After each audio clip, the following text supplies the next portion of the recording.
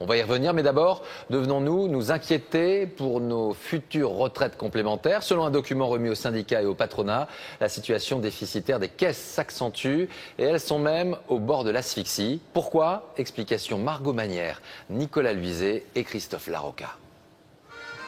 C'est peut-être la nouvelle bombe qui va mettre en péril le système des retraites en France.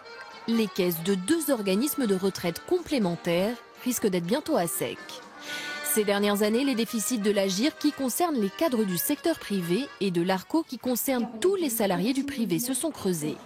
Ils atteindraient désormais au moins 4,5 milliards d'euros, une dégradation qui s'explique par plusieurs facteurs. Avec l'allongement de l'espérance de vie, on est amené aujourd'hui à payer les retraites beaucoup plus longtemps. Donc on savait déjà depuis pas mal d'années qu'à un moment donné, on aurait des besoins de financement.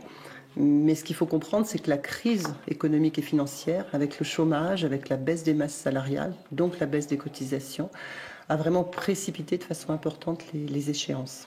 Les réserves de l'Agirc seraient donc vides dès 2017, celles de l'Arco le seraient en 2020. Pour éviter ce scénario, 2 solutions, augmenter les cotisations des salariés ou baisser le niveau de pension des retraités. C'est très inquiétant. Oui, pourquoi ?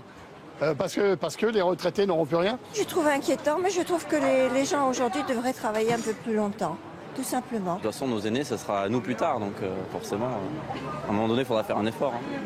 Des inquiétudes justifiées. Car prenons 2 exemples, un salarié du privé non cadre qui touche 1 314 € de pension par mois et un cadre du privé dont la pension est de 2 066 €. Pour le premier, la retraite complémentaire s'élève aujourd'hui à 299 €. Pour le second, elle est de 1 051 €. C'est donc pour que cette part ne soit pas réduite que les syndicats et le patronat ont décidé d'ouvrir des négociations le 22 novembre.